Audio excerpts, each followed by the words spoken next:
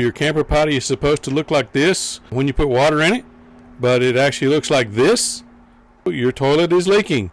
Today we're going to show you how to repair that. To replace the waste ball valve and seal in our RV toilet, these are the tools and supplies that we needed. Needed our spare parts kits, which had the replacement waste ball and seals in it, a pair of needle nose pliers, a 1/4 inch ratchet and 3/8 socket, a 1/2 inch combination wrench, or you could use a 1/2 inch socket with a ratchet if you want, a scraper, a Phillips head screwdriver, a flathead screwdriver, some channel lock pliers or other pliers, some lithium grease, several pairs of rubber gloves, a flashlight, some paper towels, and just a little trash bag for the waste parts and to clean up with. Before you ever attempt to replace the waste ball and seal on your RV toilet, you need to make sure you have the correct replacement parts. In order to be able to do that, you need to know the manufacturer name and the model number of your toilet. And on most of those, it's found in the very back side near the bottom, near the floor of your toilet. We'll show you where that is now. To make this real handy, this little mirror and a flashlight works really well. So just take the mirror down till you can see the model number, and just use the flashlight to help, and then read and record the model number. Once you have that manufacturer name and model number, you can do online search by the manufacturer on some other websites and find and purchase the appropriate spare parts, the waste ball kit in this particular case, for your particular toilet. Once you have all your parts for your toilet, the very first thing to do is make sure you drain your tank, your black tank, and then refill it with the chemical that you use for odor control and liquefying the solid waste. So the first things we're going to do are remove the water supply line from the toilet. Just unscrew it. Okay, get it loose. And then we're going to remove this lower line here by removing this little clip.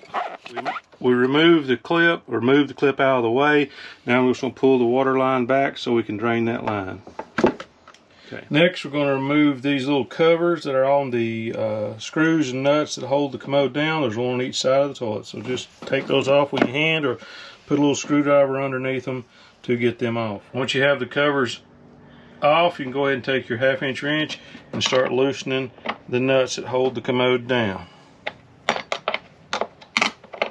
You can use a socket with this if you like. A wrench works fine. What I recommend is loosen both of them a little bit before you take them all the way off. And lay them to the side.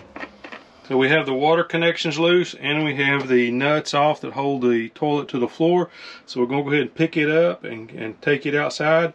But we've got to cover the hole that it leaves with something. So we're going to use this old towel that we have so we don't get a lot of sewer gases coming back up into the camper. Just lift straight up, come straight out.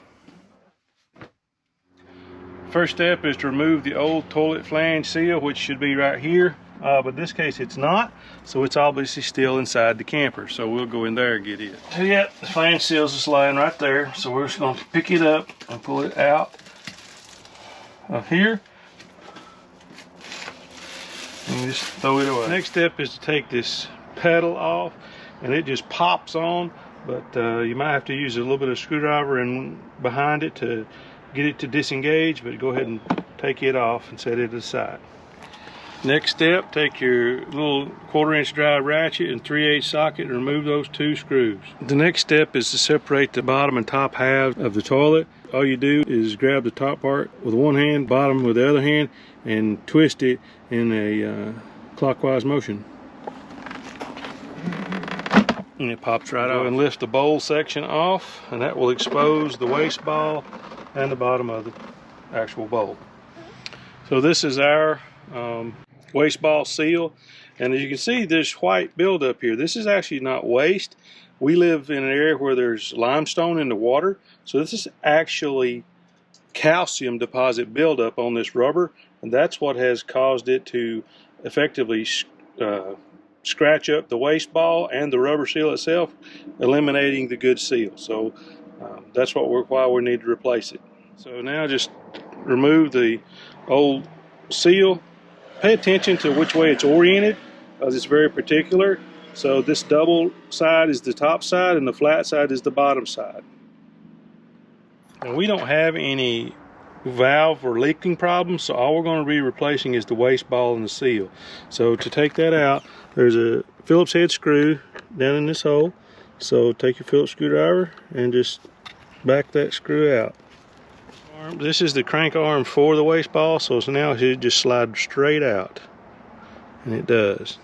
All right, this ring here will actually come out, so I'm gonna go ahead and take it out so we can clean it up. It comes out, just pull it straight out, and it has an O-ring seal, as you can see. So we spent some time cleaning up the toilet, cleaning up the calcium buildup that we found, and clean up some other areas. If you want to do that, go ahead and clean it up. Make sure you dry everything before you go back. And we're ready to start reassembling the waste seal ball back into position. This is the waste ball. It only goes in one way.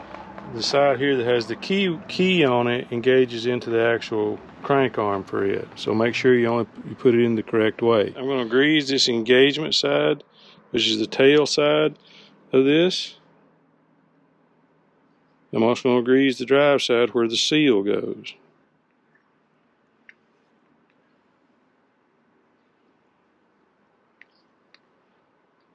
Okay.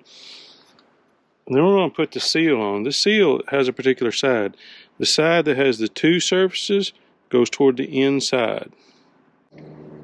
Spread the grease around a little bit. Go ahead and install the seal. Just like that. Put a little grease on the OD of the seal as well.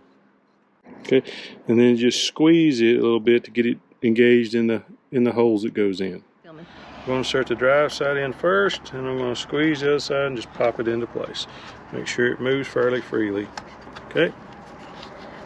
Now we're going to put the cover plate back in position just by pressing it in position, just like that. Okay. Then we're going to just take the seal and put it right in position where it goes, right like such. Crank arm back into position, and I'm paying attention to where the key is on the waste ball, and just put that right in position so it engages properly. There it goes all the way in.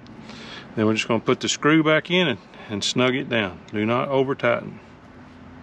All right, we're ready to reassemble the toilet. We got the seal back on, so here we go. So just right back down over the holes. And give it a good twist to get it into position. It should lock right into place. Next step, put your two screws back in.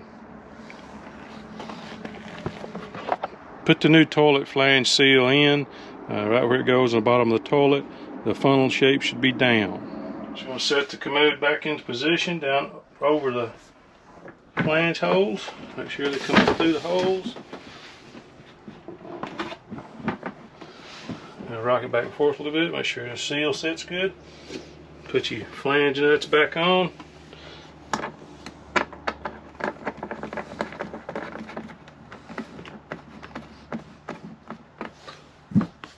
Tighten them down, then put the caps back on.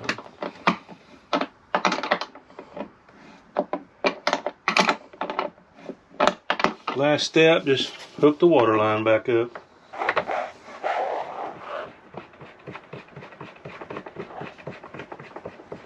Time for a test. We've got the water turned back on.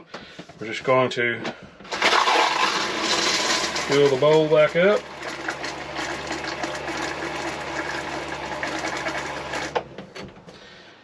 And we're going to let it sit for a while. Well, it's been about 3 hours since we completed the repair on the toilet and filled the bowl back up. So let's take a look and see if the water's holding like it's supposed to be. Hey, all right, exactly the same level as when we left, so success. Good deal.